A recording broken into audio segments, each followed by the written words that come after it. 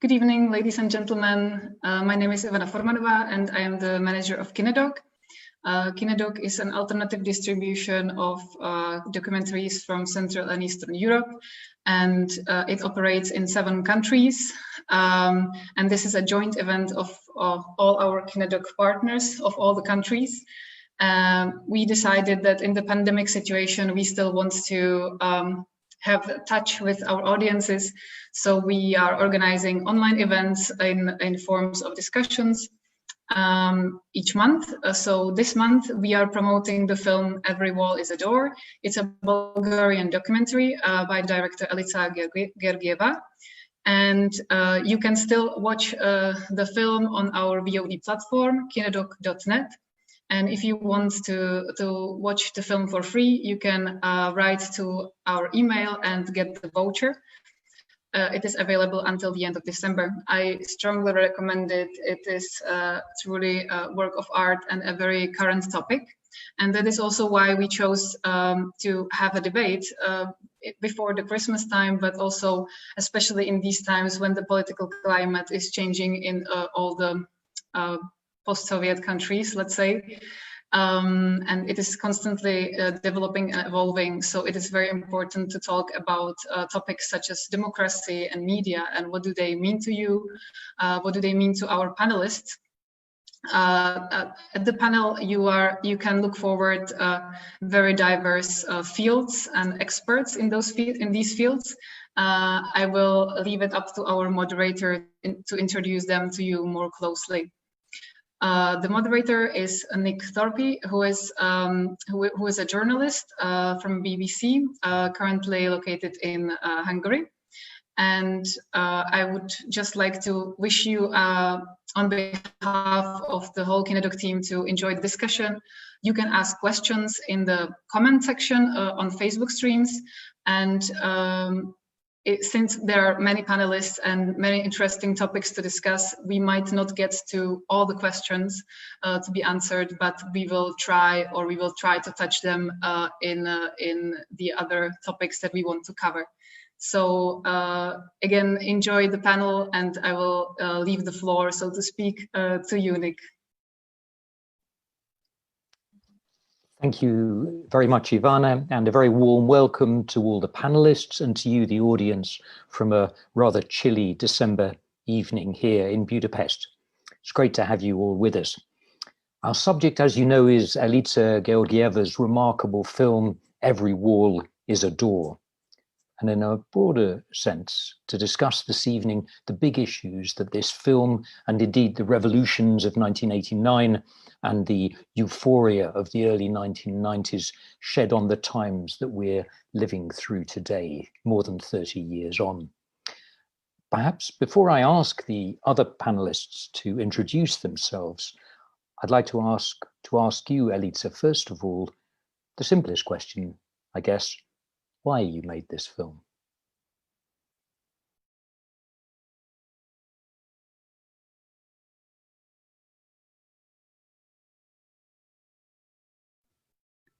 Hi, do you hear me? I'm so happy that you chose my film, and I'm really happy to share that with you. Why did I do that film? Because I was thinking that first, that period is something that very strongly changed my life. I was a child, actually, where it was the end of the communism. So that was a very strange period that I could not understand, but I understand it in my way as a child at that moment. So I always wanted to do something about it. So I first write a novel about that topic. And in the same time, I found that VHS cassettes in my home, because my mother was a journalist, and it was a treasure, because that was a way to see that past who was so abstract to me, and to see it, of course, with my mother's on the screen all the time. It was also a way to reconnect much more strongly with that past. So I thought it was very interesting to share that archives, who are actually erased from the national TV library. So it was like the unique copy of that TV show. And also I found that there was very interesting to see how we lived that period, being with the people and share their thoughts of that moment, who was so philosophical, so full of hopes, and so intelligent. Actually, that was the first reaction when my mother saw that film. She said, "Oh my God, I was so intelligent at that period. What happened now?" So I thought that it's something that it's very interesting to think why people was so stimulated at that period. So these are few reasons for me to do this film. Thank you very much. Now I'd like the other panelists to introduce themselves. Mona, I wonder if you could start. You mentioned that in those days in Romania, you were actually on the streets taking part in the revolution, in the Romanian revolution. Yes, hi. Thank you, Nick, and thank you, KineDok, for having me here on this panel about Elitza's beautiful film. The film resonated a lot for me because I was 17 and a half at the time.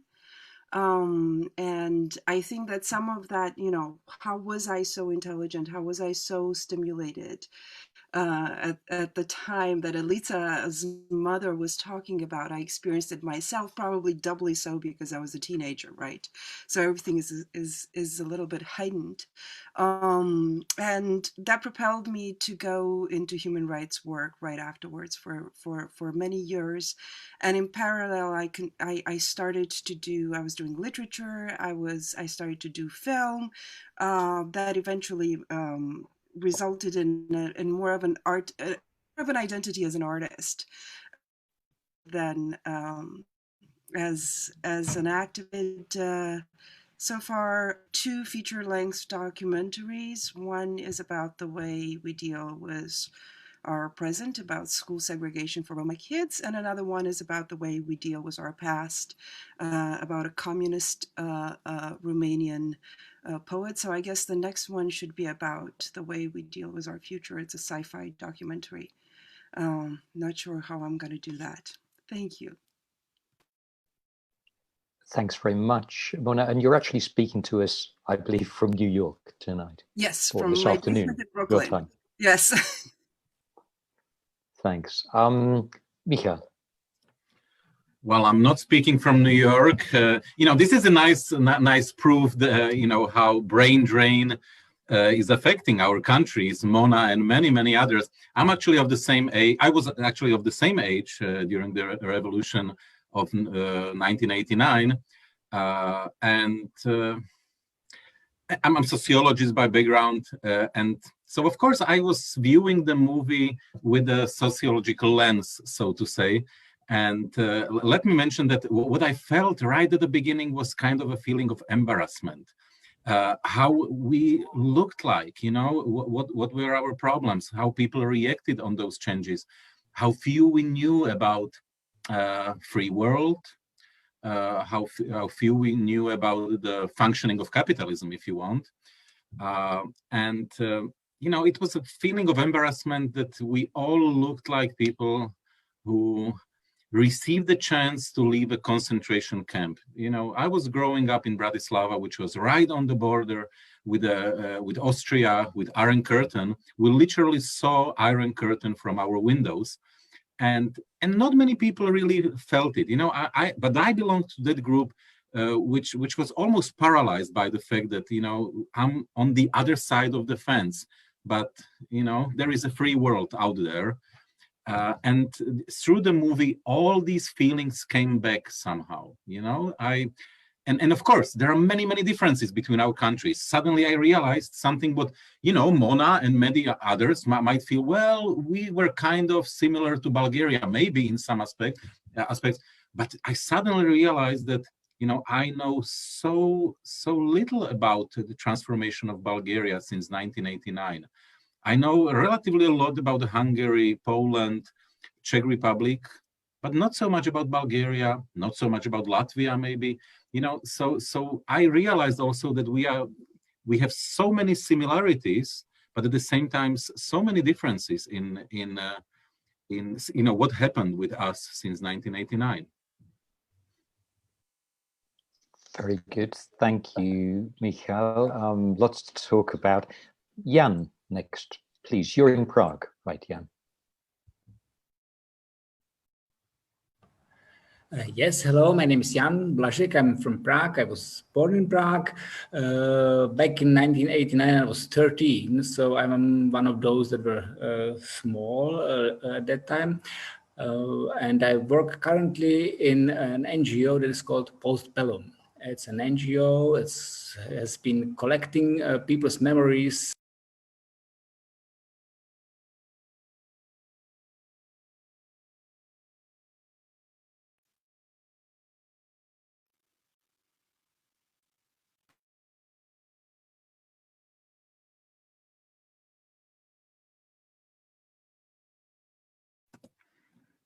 Dark forces are intervening, even from those times. This is exactly what would have happened in 1989. For ourselves.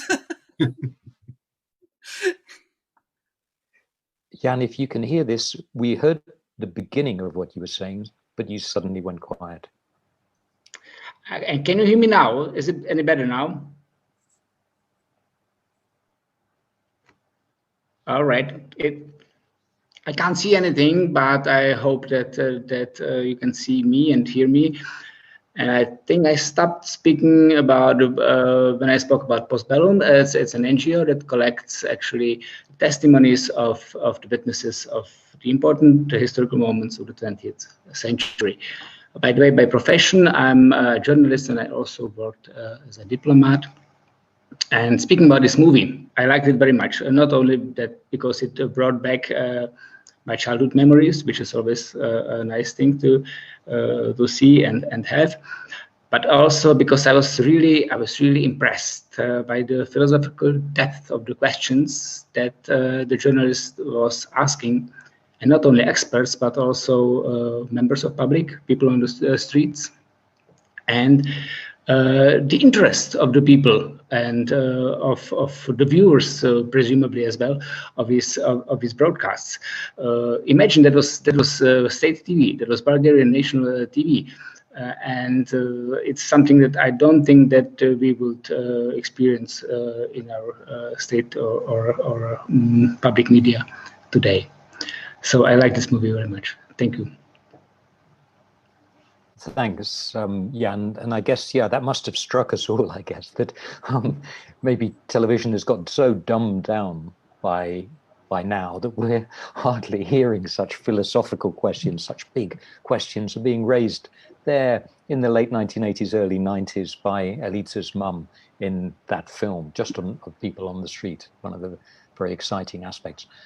Endre, Bondi, I guess we got to know each other in the late 1980s, just around about the time this was all happening. Tell us something about yourself. Who are you?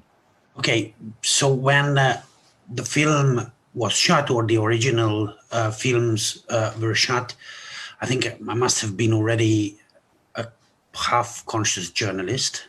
That must have been at the end of the 80s, I guess. I mean, the original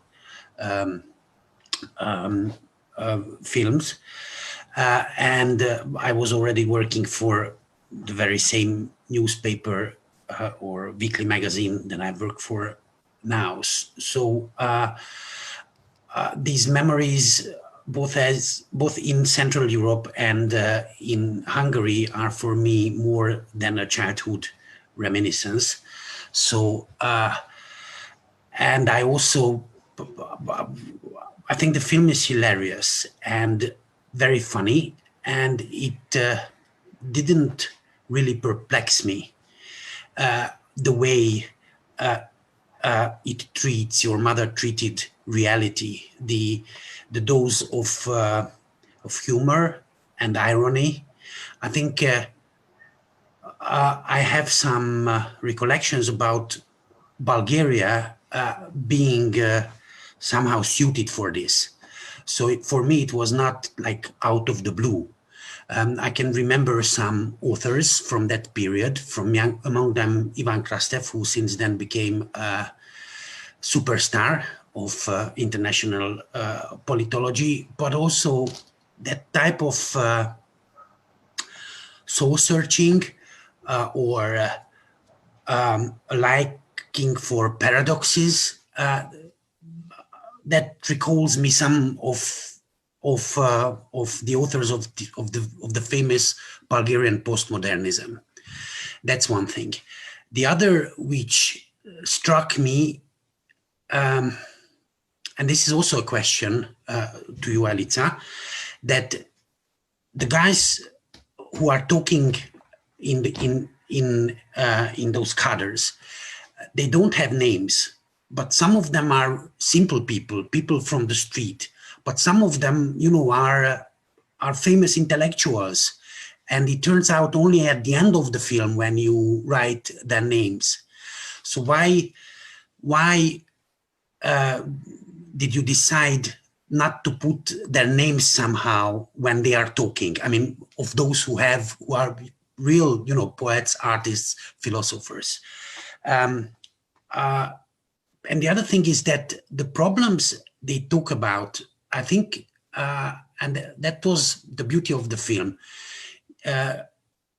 In spite of the very specific Bulgarian climate or Bulgarian intellectual traditions, they were absolutely common to all our countries.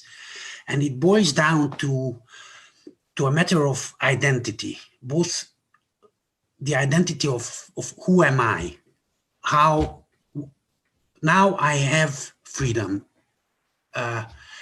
and I have tools to live with my freedom, which I basically get from the West, and this is parliamentary democracy or democracy, and, you know, democratic capitalism. So I have something from the West, I have the tools, but I don't know myself. I know nothing about myself. I don't know nothing about myself individually, and I don't know anything about myself as a society. And I think that was the beauty of the film, how these guys, and that was the beauty of the work of your mother, how she kind of detected this, you know, the real depth of the problem. Just before we ask Elitza we already have the question from Endre to Elitza there. Before you answer that, Elitza, about why, you didn't mention the names of the characters. I should mention that Endre's magazine, his weekly magazine, is called Magyar Narancs, which in Hungarian means the Hungarian orange. Of course, it originated in a time when there were no oranges in Hungary at all. There were no imported oranges. In fact, they were green ones, which came from Cuba. And so this was already a kind of joke, the name of Magyar Narancs. And of course, Fidesz, the party which Viktor Orban runs to this day, its color, unlike other conservative parties across Europe, its color is orange, relating also to that time. So somehow Endre's magazine, Magyar Narancs, is kind of very much in the mood of this film, coming from that same irony or humor from the late 1980s. Elitza.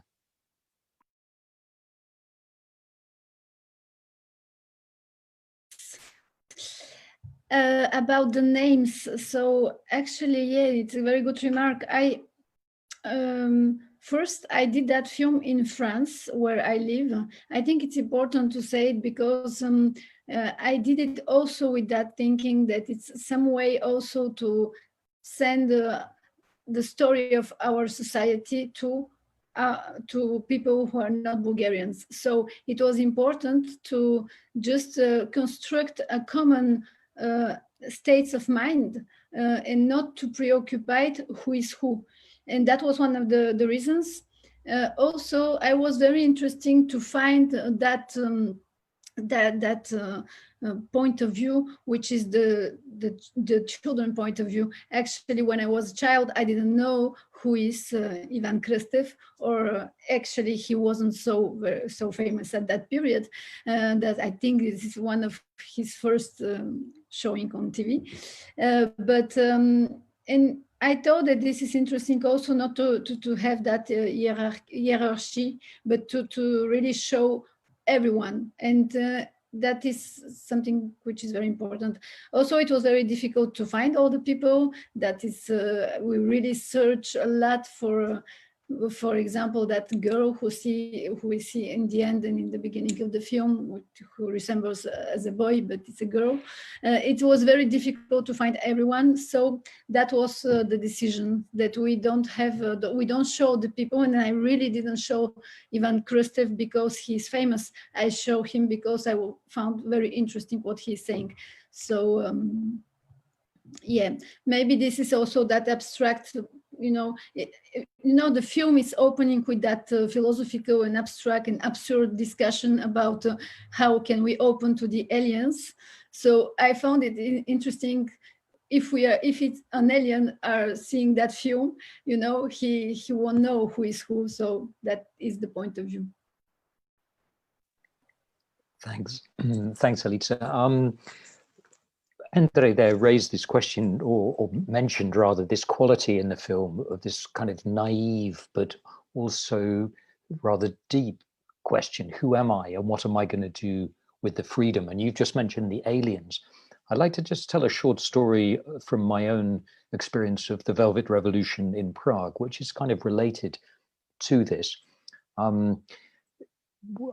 I suppose a few days after the clashes between the students and the police on the streets of Prague in November '89, I met a group of psychology students from the Charles University, and one of the first things they did with that new freedom, which was not even a freedom yet, it was a freedom they declared, but it wasn't acknowledged, the Communist Party was still in power, was they had set up, so this is a group of psychology students at the university, they set up Czechoslovakia's first Citizens Advice Bureau.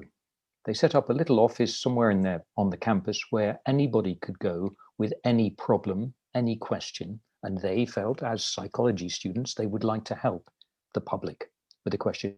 And of course, this was a service that was not available in a very centralized, authoritarian, totalitarian society. And those students, one evening over a beer, told me that one of their first clients who'd come to them for help, and an elderly man came to them and said the following: the Central Committee of the Communist Party have planted a controlling device in my brain. And whenever the Central Committee of the Communist Party wants to control me, they turn that device on and they take me over. And I would like you to remove it for me. I don't remember, unfortunately, to this day, what the students did, whether they did manage to remove that controlling device from him. But it brings us on to a question I think we could try to tackle or start with tonight, if it's not too big a question, which is that interface between the individual and the state, the buffer zone, the kind of places that we as individuals can turn to for help. How much solidarity have we managed to create in these 30 or more years in our societies? Are our societies today kinder than the societies we had until 1990 under the communist system? Ivan Krstev there mentioned in that quote from him in the film, the point is not to choose which society we want, but to be a society. Have we succeeded in becoming societies, kinder societies than we were then? I don't know if anyone would like to answer that one. Well, that's pretty much a question for a sociologist. So let me just start, and I'm absolutely sure that all our colleagues will follow. First of all, the society in November 1989 in Czechoslovakia was completely fragmentarized. There was a dramatic distrust, both toward institutions and also in between people. Very often you were afraid to speak, not only, speak about various sensitive issues, not only because you were afraid of consequences, but you were afraid that, the person who is listening might be a collaborator of a secret police. So the society was extremely fragmentarized, and at the moment, I would claim that the situation in some aspects is not better. Society, sociologists in the whole world are asking the question whether society actually still exists. Jürgen Habermas 40 years ago was writing about structural change of the public, that we are creating bubbles that have difficulties to communicate in between. And when Facebook and all other social nets came, they just finalized that fragmentarization. But of course, social solidarity is also, the quality of it is somehow result of existence of a certain type of social capital. And what we have, we have a social capital which is open towards people who display the same characteristics. And we saw it in a movie to a certain extent. So let's not be so much surprised that our societies, all of them, are pretty much xenophobic, very often racist, because you are ready to display solidarity only those who display the same characteristics. So let's say same ethnic characteristics. So this is for a long discussion. And returning to November 1989, and because that's something what is connecting former Czechoslovakia and Bulgaria, that it happened in November. We want to not only claim that we are Europeans, Nick, as you said, we wanted to return to Europe, which was bizarre notion when you think about it.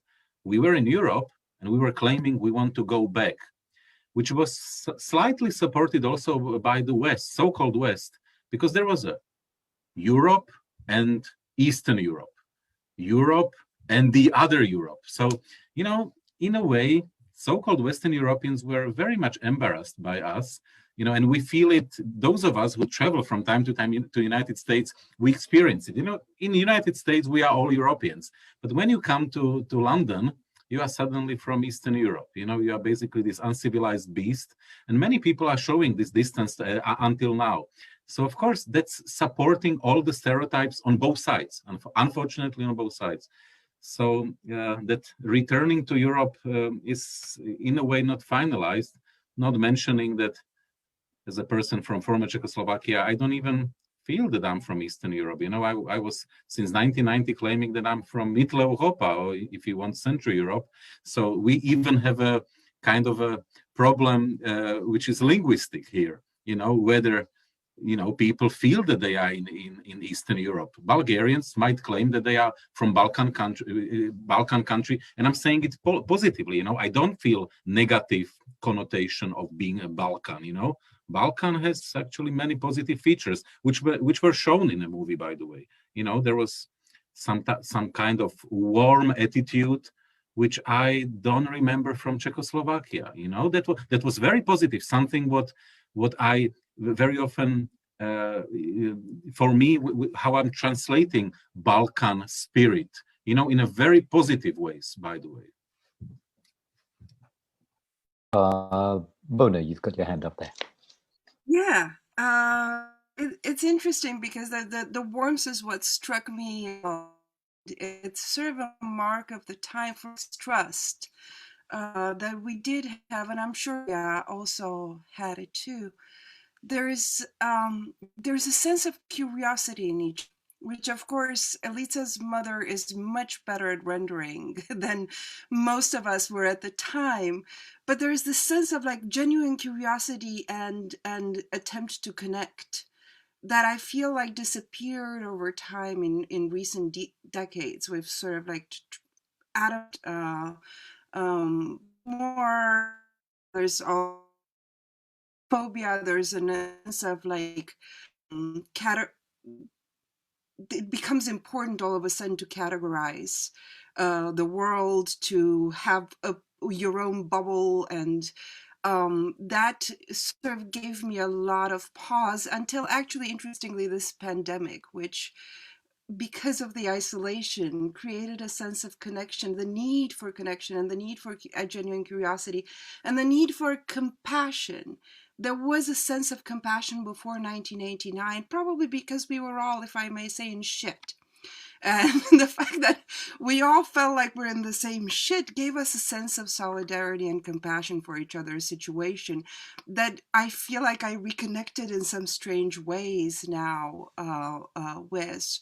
And I reconnected also through the film to that particular moment, that sense of like, we're all in a situation that we're all trying to figure out in some way. And your mother's sort of searching curiosity for other humans is particularly moving and somehow of the moment. I think that was all. Yeah.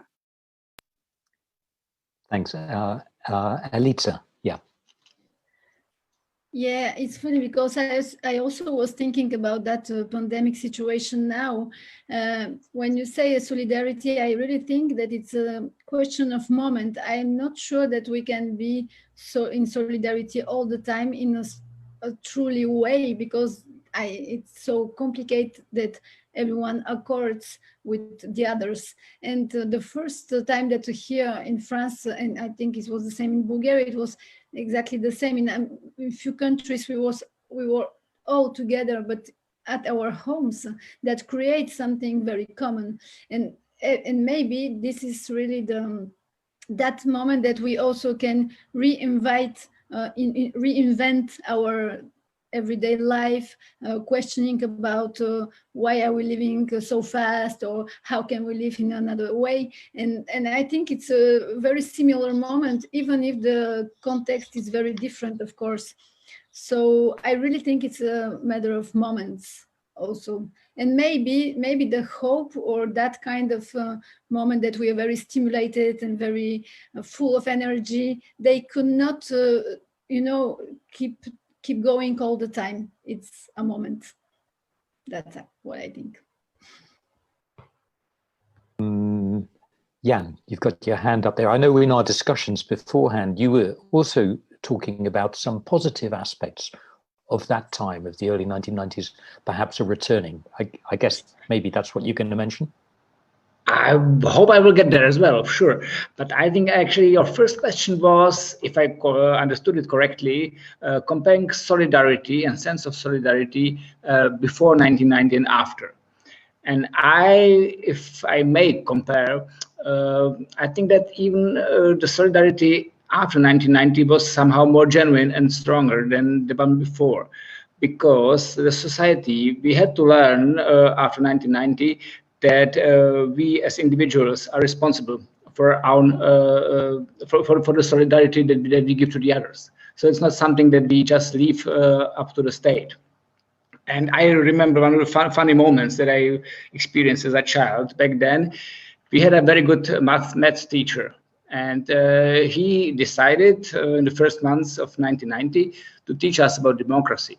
So he actually explained, democracy is something when you vote on your fate. And now, in the middle of this lesson, you pupils, you can now vote whether this lesson will continue or not.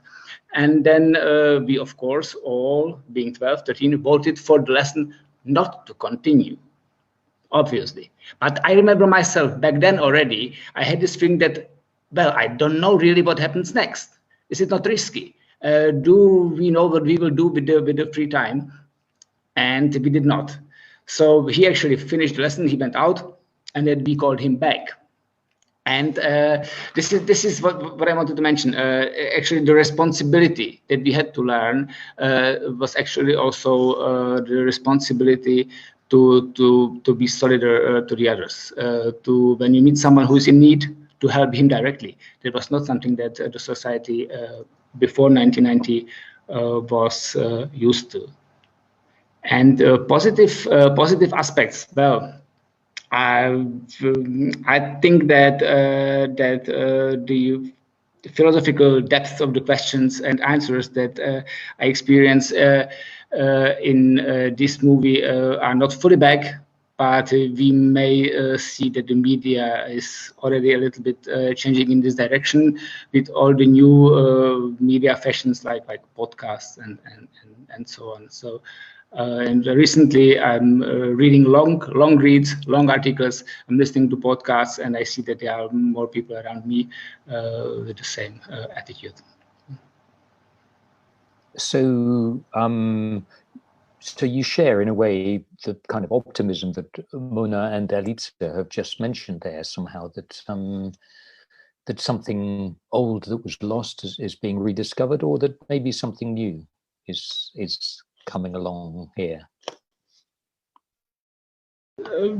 It's definitely something new, because all things never come back, but it seems to me that the atmosphere today can be somehow resembling the one 30 years ago. And already back then, it was not just looking for something new to come. We were already back then hoping for the old things from the past to come back. So it's a combination of both. So the hope for today is not just to see it in what is ahead of us, but also of what we can learn from the past, of course. Endre, you're nodding there. Would you have something to say on this? Well, yeah, the question is whether this post-pandemic situation resembles in any way to the changes or the or to 98. Is do I understand the question correctly, or?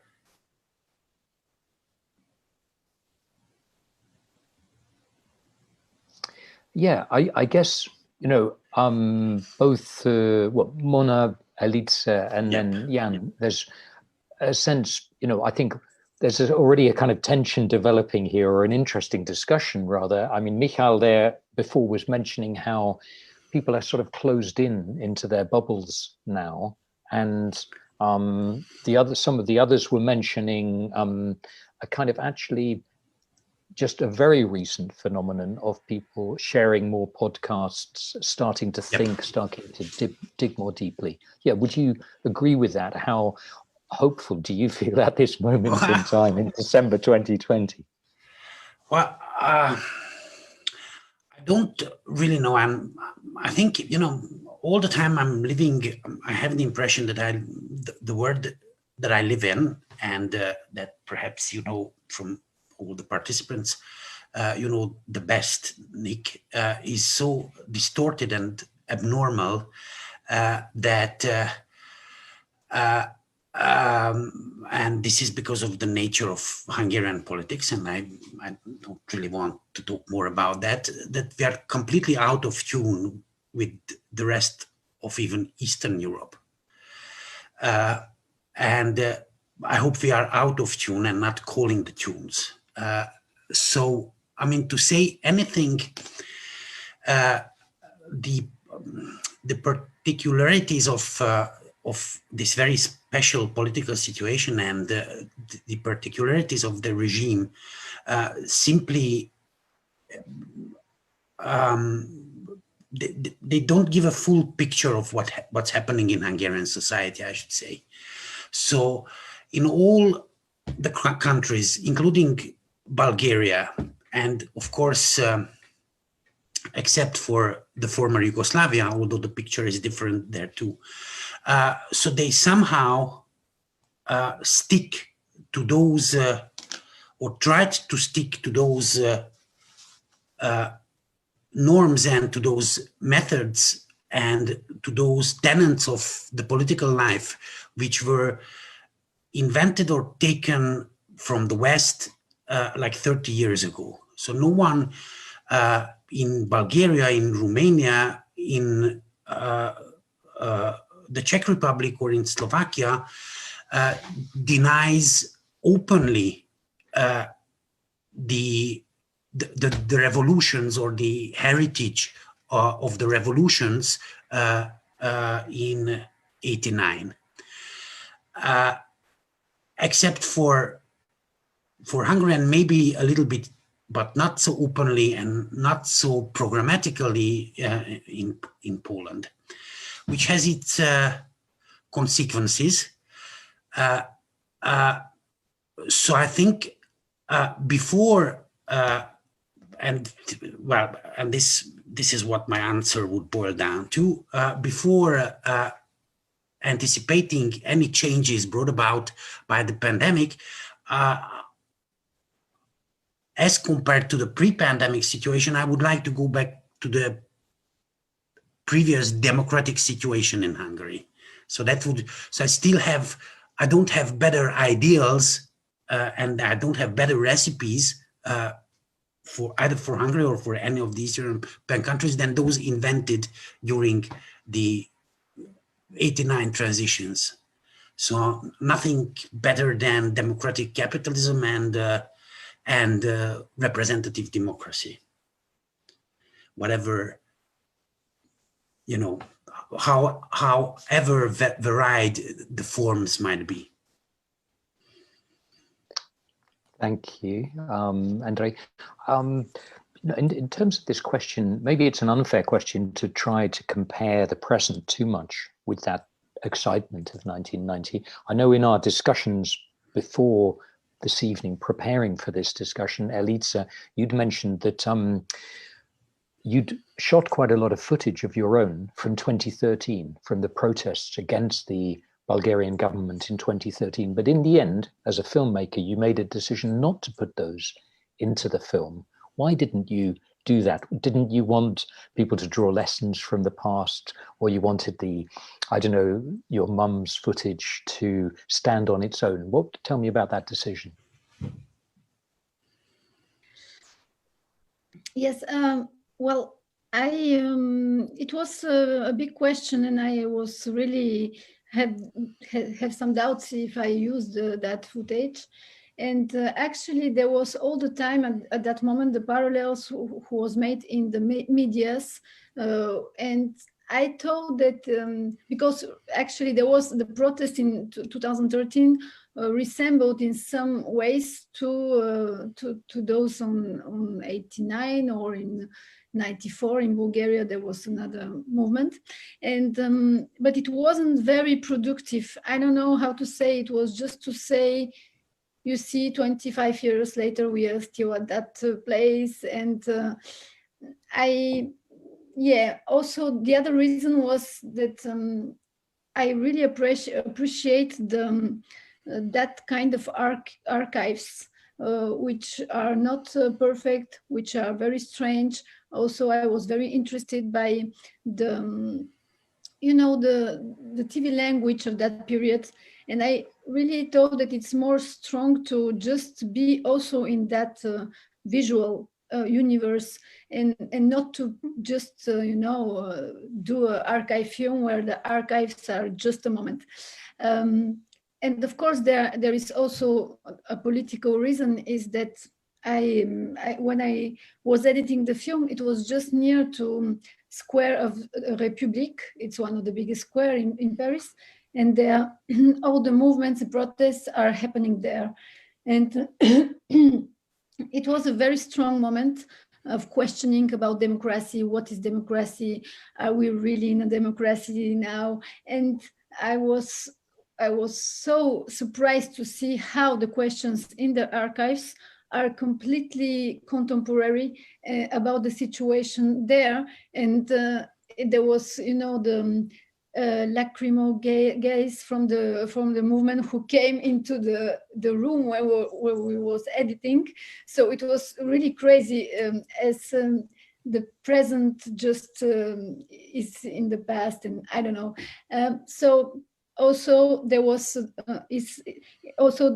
that movement in Bulgaria. So I thought that maybe everyone could answer that questions from the place where he is, and maybe we don't need to put only one parallel. And I was very touched when I showed the film, for example, in a very foreign countries. I mean, for example, in Chile. That was the first time I went there and I showed the film, And the people at the end, they said, wow, here is exactly the same history. And that provoked a lot of debates about the situation now in Chile. I was completely mute because I really didn't know, and I didn't know what is the situation now. And I thought that it's really interesting how some film which is made in some other place, completely different, could put people thinking about their situation now. So that's why I think that somehow I don't know how you say, the hors champ, the things we are not on the frame, but everything which is around it, it's very important, because actually that let us free to think and to find our proper mind thoughts.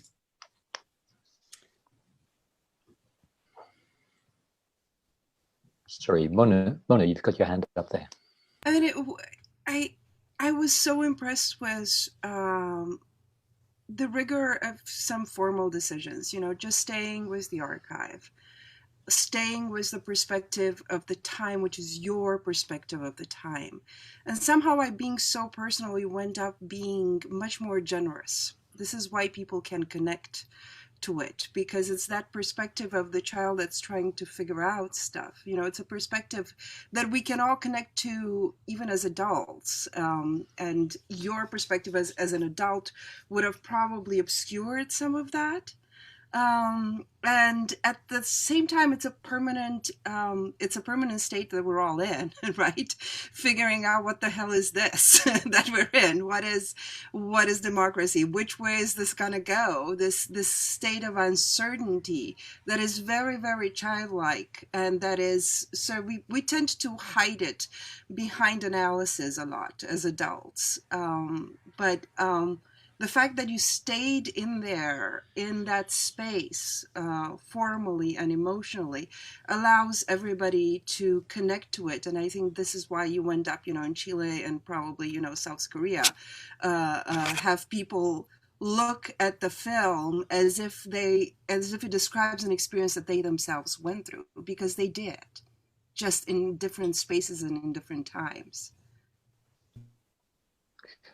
So if we're all going through the same thing in our relations with the power of the day, there's a song by a Czechoslovak singer-songwriter, Vladimir Merta, which I was once fortunate enough to hear him sing and play around a campfire himself. It's called Koniec experimentu, the end of the experiment.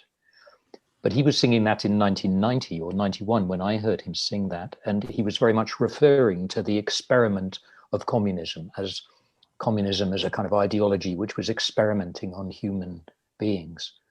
Are we in 2020 still being experimented on by our nice democratically elected, or in Hungary's case, as Endre was just saying, democratically elected, but pretty authoritarian governments? Is it just, is capitalism just an experiment? Are we still the mice, the guinea pigs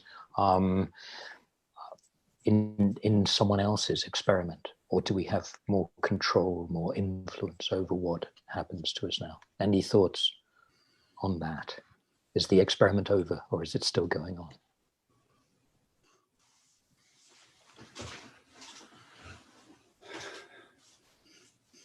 Well, Endre, okay. Just go ahead. Yeah. Yeah, because I saw that you were trying to catch a breath. So very, very quickly, Nick, I believe, well, first of all, communism was a very unfortunate experiment with human nature. And of course, I'm smiling because we are all living in Central and Eastern Europe in capitalism, which in many aspects is more problematic and wild than many people in Western Europe could actually imagine. And I can subscribe to the notion that capitalism is an experiment as well. Marxists already in the 19th century were saying that basically capitalism it's like a magic which was created by a magician, by us in 17th, 18th century, but it escaped from a magician. You know, magician doesn't have an impact on that magic anymore, and that's why, in this sense, it might be an experiment. And the truth is that people in our part of the world many of us didn't really understand capitalism in 1989. So naivete, and Elitza showed it in a movie. You know, these naive people who were subscribing to various impulses of capitalism. You know, I remember in 1988 I saw the movie Wall Street with Charlie Sheen and Michael Douglas as this Gordon Gekko, this financial shark. And it was very appealing to us, of course, because, it was shiny, it was from New York. But at the same time, hey, we didn't understand what is happening in a movie. We really didn't understand the very fabric of capitalism. So we understood it only later, the whole movie. So yes, I believe that we had various problematic views of capitalism in 1989 and even earlier. And last thing, I don't want to take too much time, but even earlier, you mentioned that you have experiences with Prague. In 1968, radical from Berlin, Mr. Dučke, came to lecture in Prague, and young Czechoslovak students were listening to him, and he was criticizing Europe. He was criticizing the European legacy, colonialism, etc. And of course, he was right in many aspects. But people in Czechoslovakia were not buying it. They were not subscribing to it because we wanted to reclaim Europe. We wanted to desperately return to Europe, from which somebody took us. We were kidnapped from Europe somewhere to the east where we didn't want to belong. And that's why we were not sensitive enough about all these issues, how many problems capitalism can bring. That European legacy is also highly problematic, but we were blind in 1989, and we now we know it, of course. Endre, you had something to say. Yeah, I was thinking about the word experiment, which was in your question, whether we are still experimenting or whether we are still going through an experiment. But I think experiment presupposes an agent. Okay, so it's a metaphor which presupposes an agent and an object, and there is no agent. So whereas in communism you had the party, the ideology, whatever, it was so you had a something which was really experimenting on society or doing social engineering. Now you don't have it, so you just have yourself as a political community, as an individual, and it's all your own intellectual and moral capacities. This decides about what's going to happen to you individually, to your friends, to your surroundings, to your community. And I think it's, if you want, and that's, when I was thinking about the film, I think it would be very interesting to look for those guys now in Bulgaria and ask them, do you think it was worth? I mean, probably it's a stupid question because, there's no good answer to this. No, it wasn't worth. But how do they look at their self in the film or what they think about it now? But I think if we want to be more concrete, we can talk about, the only solid ground is politics, about which we can somehow talk, and because society is a very vague notion and very difficult to define or quantify or qualify it. But I think in all East European countries, except for the unlucky one, and I'm not talking again about the countries of the former Yugoslavia, which is a different, somewhat different story. Yes, democracy works. Democracy in the very the narrowest possible sense of the word, meaning it makes possible a peaceful transfer of power. But it's, but in our region, this still means a lot. So, and again, think of the example of the former Yugoslavia, how a lot it means that there is no, in the last 30 years, there was no direct political or societal violence and even the schemes of these political changes or the models of these political changes are somewhat similar. I mean that, in Bulgaria, just like in Hungary, we had a conservative government in the first 4 years after 90, and then came back the socialists. The same, more or less the same happened in Poland, the same happened, and then came again a left-wing government after the socialists. I mean, the political models are the same, and yes, it's working, with some notable exceptions. Very good. There's of course, the tools you were mentioning, Endre, earlier, the tools, the methods that we have in our hands. And of course, one of the great tools in the 1980s, in the last years of the communist period, was humor, the jokes. I remember from Romania, the amazing jokes about Ceausescu and how that kept people alive in the last years in Romania before the revolution. And of course, in the film, in Elitza's film here, there's a lot of humor. I think in particular there's a song, one of the rock bands are playing there, saying that how are we going to catch up with America if someone is constantly stealing our windscreen wipers? I'd like to ask you all, as we move slowly towards the end of this meeting, about humor today. Is the sense of humor, which meant so much in the Eastern Europe of the late 1980s, early 1990s, is that still alive? Perhaps one of you might even have in mind jokes or examples of humor in your societies today that are helping people survive or even stand up against those in power or authority. Any takers on that? Elitza?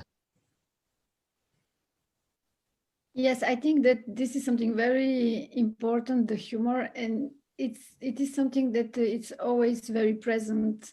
This is the first thing that I see when I arrive in Bulgaria, that everyone is sharing that jokes, very black humor, very auto-humoristic, auto-ironic, auto-irony. And I think it's because first we have something to joke about it. I mean, the situation is so bad that we can just, laugh. And in the same time, that laugh is actually a way to survive, of course. I think that's really, actually, this is something that Beckett said, that nothing is more funny than the disappointments. So I think that is true. There is something about it. And the last time I was in Bulgaria, I was in a taxi, and I saw one joke which was on the car just on the side, and it was written, "That country doesn't really exist," and it was the country of Bulgaria. So I think it's something that we're joking all the time about, how it's possible that this is not a country, and so yeah, I think that is really still very present. I think Michal and Mona both had things to say there. Just one thing from my own, with your reference to Beckett, Elitza. When I went to university in Reading in the United Kingdom, one of my lecturers there, Jim Knowlson, was a friend of Beckett, and he mentioned something that Samuel Beckett said to him once, that that when Jim asked him once why he wasn't more cheerful, why his work, why there was wasn't more happiness in his plays. His answer was, and I remember this very distinctly, "I am the worm inside the apple. Don't expect me to be able to see the apple from the outside." And that kind of course, it's a beautiful apple, but there was Beckett worming away on the inside. Michal and then Mona. I'll try to be brief. Well, first of all, it's not only communism that was provoking, us to enjoy very good jokes. Don't forget that absurd drama was born in our part of the world. Ionesco from Romania, Kafka from Prague. Well, that's suggesting something, that it was not born somewhere else. What was unifying all of us during the communism and even later were Radio Yerevan jokes. Everybody from former Soviet Union and from allies understood Radio Yerevan jokes. And once we were sharing those jokes with people from Western Europe or United States, they were not laughing. I mean, we were almost crying how funny it was. The most typical joke, the question, is that true that Ivan Ivanovich Ivanov won a car in Moscow? Well, and the answer, well, in principle, it's true, but not Ivan Ivanovich Ivanov, but Denis Denisovich Denisov. Not in Moscow, but in Leningrad. Not a car, but bicycle. And he didn't win, but it was stolen from him. But in principle, of course, the information is true. And, of course, we were laughing. Others not really understood what we mean by that. It started to disappear, this sense of humor after 1989. But I must say that in many countries it's back. And Elitza just confirmed that about Bulgaria. I can confirm that about Slovakia, because those who are in power, those who created these kidnapped states, they are pretending in the same way as communists did. They are pretending that they are representing people. They are pretending, let's say in case of Slovakia, that they are social democrats. And of course they are not, they are just ruthless thieves who are robbing country blind.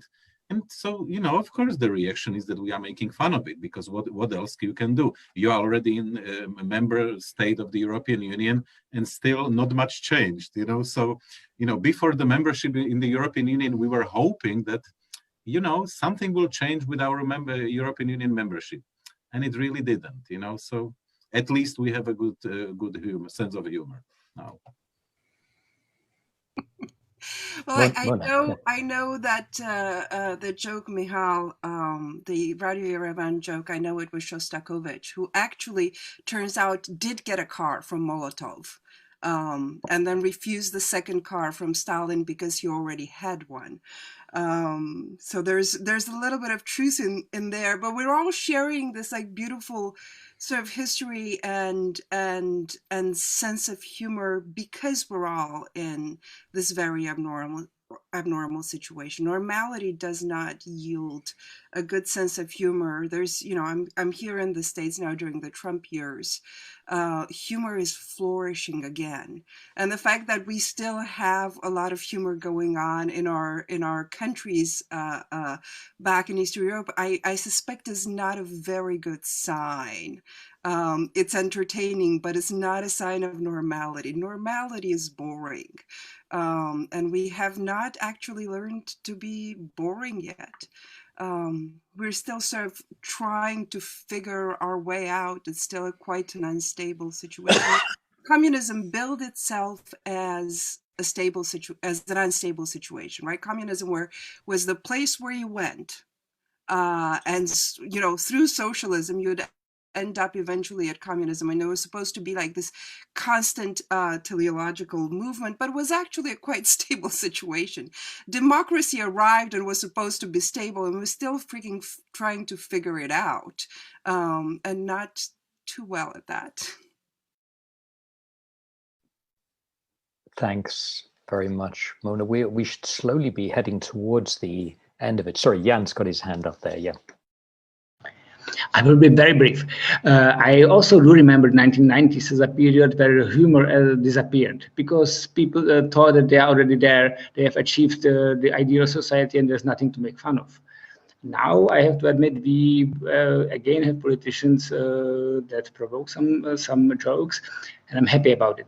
I don't want to live in an ideal society that is boring, because the humor and the criticism that is hidden behind the humor is actually creative. And I also do not think that this is something that is specifically here only for Central Eastern European countries. I think that Western Europe is already quite funny as well, and this is actually the Europe that we also be living in. And as I say, I don't want the ideal boring society. I'm grateful for a society where humor thrives. Thank you.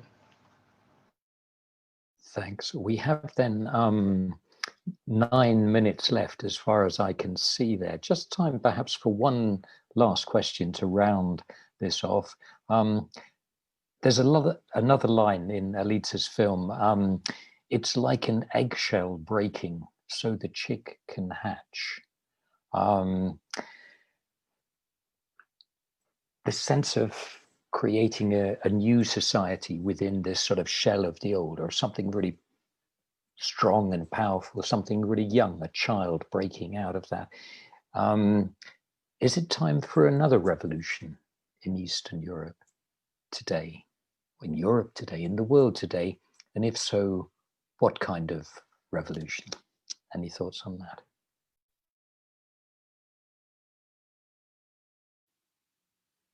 Is there any time that's not good for a revolution? In some ways, right? There's always something that you can actually do to move forward. I don't know. That's where I come from. I suspect that Endre says the time for the revolution was yesterday, 10 years ago, tomorrow. Well, actually, I agree, and I think they're really in a moment of a revolution also. For example, that summer, it was really, for me, it was a very big surprise, because now I am finishing a film about Belarus, and it was almost in the same day that starts the protest in Belarus, in Bulgaria, and in Paris. So, you know, I feel like I'm all the time in it. So the revolution has already started. Other thoughts on that? Michal, I can see you coming up. Very shortly, in a way, I'm subscribing to what Mona said. You know, after all, resistance is a secret of joy, you know, and, you know, not to resist, you know, if you are reflexive, if you are trying to be intellectual, it means, you know, intellectual in that old sense, how, you know, from times of Emile Zola, as an intelligent person who is taking moral standpoints in times of when morality, public morality, is endangered. In this sense, of course, we are all the time in, you know, all of us who are reflexive, we are in the midst of some kind of revolution. Because we are trying to challenge, you know, the kind of very stabilized structures of a society everywhere in Central and Eastern Europe, in Western Europe, and exactly, you know, as it was mentioned nowadays in the United States, you know, and you know, you would claim that that's the democracy which is 240 years old. Well, on contrary, there are so many unfinished projects, you know, unfinished activities of various groups of people that you know, obviously are heading toward the positive end, and that's the same with us, you know. There are so in a way we are in the middle of it still, and I can feel it in Slovakia, in Europe, and in the world as well. Yes. Endre or Jan there, a final word on the current revolution? Jan. I'm the youngest here, but maybe I feel like the most conservative one, because I actually prefer evolutions to revolutions. And the question would actually be if what happened in 1989 was a proper revolution, or was it just the old world dissolving itself and people trying to find out themselves, I mean, finding a way out of it. So I think that what my colleagues here described as revolutions are actually a smaller step than a complete overthrow. We are in the middle of it, and it's a gradual development rather than a complete change of the surrounding. Endre, the Hungarian word for revolution is forradalom, which, unlike pretty much all other languages, gives no sense of actual movement, of a wheel turning round, revolving. But forradalom, of course, in Hungarian means it kind of comes from the word forni, which means to boil up, to boil water or wine or something else. Your final thought on this? Yeah. Okay. So, but again, I feel in a very special situation, sitting in a unfortunately special country. So my answer would be to the revolution thing. I'm afraid the only revolution in town, a real revolution in Central Europe, might be a fascist revolution, and I think no one of us would really like to see that. Whereas a cathartic return to the values of the 89 revolutions, this I would like very much to see. So, and you know, those values are pretty simple: separation of powers, equal rights, secular state, free enterprise. So this is the starting point where we all of our countries were in or pretended to be in 98. Thank you very much. And I guess that's pretty much it for this podcast. Well, perhaps a final and very positive thought from me on this, which is that the story, whatever's the same or whatever's changed in the last 34, 35 years, one might say that the storytelling tools at our disposal with the internet, with the phones that we use, are much stronger, more powerful than they were then before. And just watching Elitza's film, just what you can do just by cutting together old VHS tapes is also another example of just the sheer number of tools we have to mock power, or to share stories, or to keep telling the stories which will inspire people today and in the future. So on that note, with 1 minute to go, I'd like to thank you, all you, the panelists. Thank you, Elitza, for your film. Thank you all for taking part, and thank everybody for watching. All the best. Thank you very much. Thank you. You're welcome. Thank you very much. Thank you.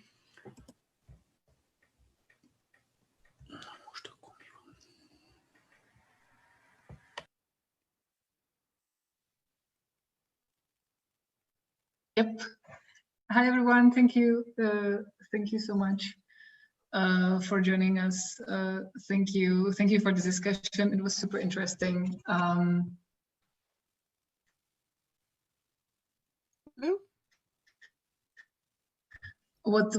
did you enjoy? No questions, but I think you managed to do really well on your own. Great. So thank you all very much. Thanks for Nick's for the preparation and the good questions. Yes. Thank you all. Awesome. Yeah, it's lovely. Great. Yeah, it was Bye, perfect. everyone. I will keep.